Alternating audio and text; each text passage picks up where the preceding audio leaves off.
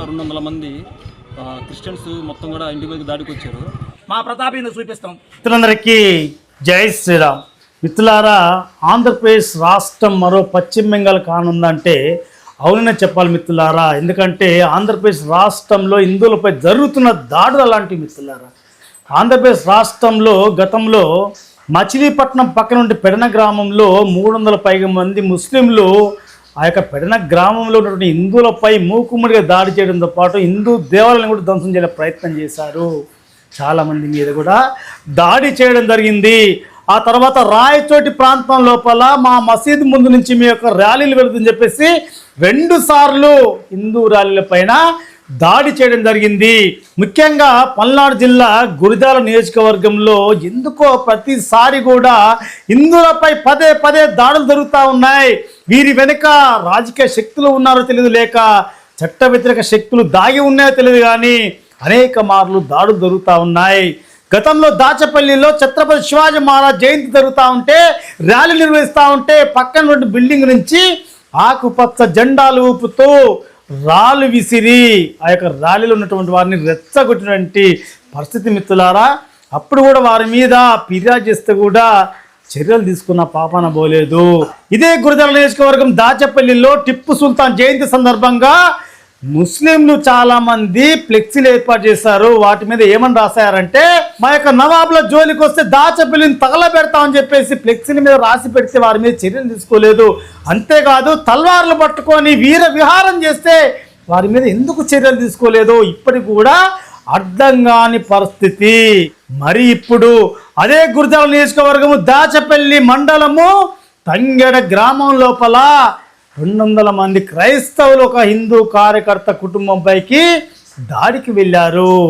విషయం ఏంటంటే మిత్రులారా, ఆ యొక్క తంగెడ గ్రామం లోపల క్రైస్తవ పాస్టర్ ఒకతను హిందువుల ఇండ్ల వెంట తిరుగుతూ బియ్యం తీసుకొని వాళ్ళ నెత్తిమి చేయి పెట్టి ఏసే దేవుడు అని చెప్పేసి ప్రార్థన చేస్తూ మతం మార్చడానికి ప్రయత్నం చేస్తూ ఉంటే ఈ పాస్టర్ వెళ్ళిన కుటుంబీకుడు ఒక అతను, నీవు మా ఇళ్ళకి ఇలా వచ్చి ప్రార్థన చేసి మతం మార్చడానికి వీల్లేదు, దయచేసి ఇలాంటి ప్రయత్నాన్ని మానుకోడని చెప్పేసి అతనికి చెప్పగా పాస్టర్ వాగ్వాదం దిగడు, ఎందుకు రాకూడదని చెప్పేసి అటుగా వెళ్తున్న ఇంకో 2 కార్యకర్తలు వచ్చి, అయ్యా పాస్టర్ గారు, మీరు ఈ విధంగా గొడవ చేయడం కరెక్ట్ కాదు, మీకు ఇబ్బంది ఉంటే బియ్యమే కావాలనిపిస్తే మీరున్న ఇంటికి మేము బియ్యం బస్తాలు పంపుతాం, లేదా మీరు ఉంటున్న చర్చికి బియ్యం బస్తాలు పంపుతాం తప్ప మా ఇళ్ళలోకి వచ్చి ఈ రకంగా మత మార్పిడి చేస్తే మాత్రం మేము ఊరుకునే ప్రసక్తి లేదు, ఎట్టి పరిస్థితులు మీరు మత మార్పిడి చేయడానికి వీలని చెప్పేసి వారు చెప్పడంతో అక్కడి నుంచి వెళ్ళిపోయిన పాస్టరు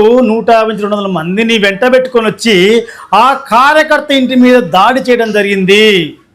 ఆ సమయంలో ఆ ఇంట్లో అతను లేకపోవడంతో సరిపోయింది, కానీ లేకపోతే ఆ సమయంలో ఇంట్లో ఉంటే అతనిపై ఇంతమంది దాడి చేసి అతను బ్రతికేవాడా, ఎంత ప్రమాదమో ఒక్కసారి ఆలోచించండి మిత్రులారా. ఆ ఇంటి ఆడవాళ్లతో గొడవ దిగారు అతను లేడని తెలియడంతో అక్కడి నుంచి ఇంకొక 2 కార్యకర్తల ఇంటి మీద కూడా వెళ్ళడం జరిగింది. అక్కడ ఆడవాళ్ళు విసిగిపోయి ఇక విషయం శృతి మిస్తుందని చెప్పేసి ఆలోచించి 100కు డయల్ చేస్తే 2 కానిస్టేబుల్ వచ్చేలోపు కూడా అక్కడి నుంచి వెళ్ళిపోవడం జరిగింది. వీరు దాడి చేయడానికి వచ్చినటువంటి ఒక కార్యకర్త ఇంట్లో లేడు, శివాలయంలో ఉన్నాడని తెలుసుకొని అతని మీద దాడి చేయడానికి శివాలయం వరకు వెళ్ళారంటే పరిస్థితి ఎంత దారుణంగా ఉందో ఆ యొక్క దాచపల్లి మండలము తంగెడ ప్రాంతంలో అర్థం చేసుకుని మిత్రులారా. ఆ యొక్క శివాలయంలో సమయానికి భజన బృందం భక్తులు ఉన్న కారణంగా వారిని చూసి దాడికి ఇది సమయం కాదు అని చెప్పేసి వీళ్ళు వెనుదిరిగి వెళ్ళిపోవడం జరిగింది. లేకపోతే అతని మీద దాడి చేసి ఎంతకైనా తెగించేవారు ఈ క్రైస్తవ ముఠాలు, ఈ క్రైస్తవ గూండాలు. గుర్తుపెట్టుకోండి మిత్రులారా. ఇక్కడ ఇంకొక ఆశ్చర్యకరమైన విషయం ఏంటంటే మిత్రులారా, 200 మందికి పైగా వచ్చి హిందువుల ఇండ్ల మీద దాడి చేయడంతో పాటు వీళ్ళే మళ్ళీ స్టేషన్కి వెళ్ళి మమ్మల్ని దళితులను దూషించారు, మీరు దళితులు మా ఏరియాకి రావద్దని చెప్పి దూషించారు, కులం పేరుతో దూషించారని చెప్పేసి మళ్ళీ ఉల్టా వీళ్ళ మీదనే కేసులు పెట్టారు. ఇది ఎంత దుర్మార్గమో ఒక్కసారి ఆలోచించండి మిత్రులారా. అక్కడ వెళ్ళింది పాస్టరు, క్రైస్తవుడు, దళిత వర్గాలకు ఏంటి సంబంధం, దళితులకు ఏంటి సంబంధం, దళిత పేరుతో జరిగినప్పుడు మరి దళితులు ఎందుకు వచ్చినట్టు, ఒక దళిత అధ్యక్షుడు అంటే ఇతను జై భీమ్ రాష్ట్ర అధ్యక్షుడు అంటే అతను చెప్పిన మాటల్లోనే సమాధానం ఉంది. ఒకసారి వినండి మిత్రులారా. తంగెడ గ్రామంలో మాస్టర్ గారు కుటుంబాలను పరిచయం చేసుకునే క్రమంలో సోదా జగదీష్ అనే వ్యక్తి, కాసల నరసింహారెడ్డి, గుండెపోయిన మణికంఠ, మీరు ముగ్గురు మా చేతిలో నాటుకర్ర లేదు కానీ పాస్టర్ గారు నీ తలకాయ రక్తం కళ్ళ చూసేవాళ్ళవే, నీ తల బాగుంటున్నారు. నరసింహారెడ్డి, నువ్వు దళితులంటే సులకన అనుకుంటున్నామేమో, కరెంటు వైర్ బట్టుకు ఎట్టుంటుందో దళితులుంటే మీ చేయొచ్చు చూడు. మళ్ళీ ఒక్కసారి చెప్తున్నా, సోదా జగదీష్, నా పేరు పోతుల వెంకటేశ్వరులు, జేబీ రాష్ట్ర అధ్యక్షుడిని. మళ్ళీ ఒక్కసారి చెప్తున్నా, గుండెపోయిన మణికంఠ, టచ్ చేసి చూడు దళితుల్ని, మా ప్రతాపేంద్ర చూపిస్తాం. హెడ్లైన్లో చూస్తూ పేరు పేపర్లో. విన్నారు కదా అతను ఏం మాట్లాడుతూ ఉన్నాడు. క్రైస్తవ పాస్టర్ అంట గ్రామాల లోపల పరిచయం కోసం వెళితే అతన్ని దూషిస్తూ దాడికి ఎత్తించారని చెప్పేసి మాట్లాడుతున్నాడు. మరి అక్కడ దళితుడు అన్న పదం ఎక్కడొచ్చింది? మరి క్రైస్తవ పాస్టర్ అంటే దళితుడు కాదు కదా, మరి దళితుల మీద ఎలా దాడి అయింది? మీరే చెప్తా ఉన్నారు కదా, పాస్టర్ పరిచయాల కోసం గ్రామాల్లోకి వెళితే దూషించారు, తిట్టారని చెప్పేసి. మరి క్రైస్తవ పాస్టర్ దళితుడు ఎట్లా అవుతాడు? దళితులను దూషించినట్లు ఎట్లా అవుతుంది? మీరు ఇలా ఎలా కేసు పెడతారు? మీకన్నా అర్థమవుతుందా? ఎందుకు ఈ రకమైనటువంటి దాడి చేసి మళ్ళీ దీన్ని సమాజంలో తప్పుదారి పట్టిస్తూ ఉన్నారు? హిందూ సమాజం మీద ఇంత పెద్ద కుట్ర చేస్తూ ఉన్నారు. హిందూ సమాజమా, ఒక్కసారి ఆలోచించండి. ఇప్పటికైనా జాగృతమై కళ్ళు తిరగకపోతే పశ్చిమ బెంగాల్లో జరిగేటువంటి పరిస్థితి ఇక్కడ కూడా దాపురిస్తుంది. ఎందుకంటే గుంపులుగా కలిసి దాడి చేసేటువంటి సంస్కృతి మొదలయ్యింది. హిందూ సమాజమా, ఇప్పటికైనా కళ్ళు తెరిచి జాగృతమై మీరు అర్థం చేసుకొని అడుగులేయకపోతే పశ్చిమ బెంగాల్ వచ్చిన పరిస్థితి ఇక్కడ కూడా దాపురించే అవకాశం ఉంది. ఎందుకంటే గుంపులుగా వచ్చి హిందువుల మీద దాడి చేయడమే కాకుండా ఈరోజు దీన్ని దళితుల మీద దాడి అని చెప్పేసి ఉల్టా వాళ్ళే దీనికి కొత్త రంగు పులిమి హిందువుల మీద కేసులు నమోదు చేస్తూ ఉన్నారు. ఇక రాజకీయ నాయకులు కూడా వాళ్ళకే సపోర్ట్ చేస్తూ ఉన్నారు. ఎందుకంటే గతంలో కూడా అనేక మార్లు కూడా ఇతరులపై కేసులు పెట్టినా కూడా ఎప్పుడు కూడా ఏ స్టేషన్ కూడా నమోదు కావడం లేదు. పిడుగురాల సెంటర్లోని బాపమ్మ గారి సత్రం పక్కన ఎండోమెంట్ ల్యాండ్ అని ఒక అతను అక్రమంగా ఆక్రమించుకున్న అన్యమతస్తుడు కొబ్బరికాయలు అమ్ముకుంటా ఉంటే, దుకాణం నిర్వహించుకుంటా ఉంటే అతని మీద అనేక మార్లు మేము ఫిర్యాదు చేసేటప్పుడు కూడా అధికారుల చర్యలు ఉండవు, నోటీసులు ఇచ్చినప్పుడు కూడా చర్యలు తీసుకోవడం లేదు. తర్వాత తెలిసింది వాళ్ళ వెనుక ఒక రాజకీయ నాయకుడు అతనే ఆ యొక్క షాపును తీయకుండా ఆపాడని చెప్పేసి తర్వాత తెలిసింది. అందుకని హిందువులు ఆలోచించాలి. మీరు ఓట్లేసి గెలిపించిన ఈ నాయకులు ఎటువైపు ఉన్నారు, ఎటువైపు మద్దతు ఇస్తూ ఉన్నారు? మీ మీద దాడులు జరిగిన మీరు బస్ స్టేషన్కి వెళ్ళి ఫిర్యాదు చేస్తే ఎందుకు వాళ్ళ మీద కేసులు కావడం లేదు? నమస్తే అండి, నా పేరు హరిత, నాది తంగడ గ్రామము. నిన్న మార్నింగ్ అన్యమతస్తులు ప్రచారానికి వచ్చినప్పుడు మా హస్బెండ్ అడ్డుకున్నందుకు నిన్న రాత్రి 200 మంది మా ఇంటి మీదకి వచ్చింది. అందులో మా హస్బెండ్ గుళ్ళో ఉన్నారు, నేను పిల్లలు మా అత్తయ్య మావయ్య ఉన్నాము.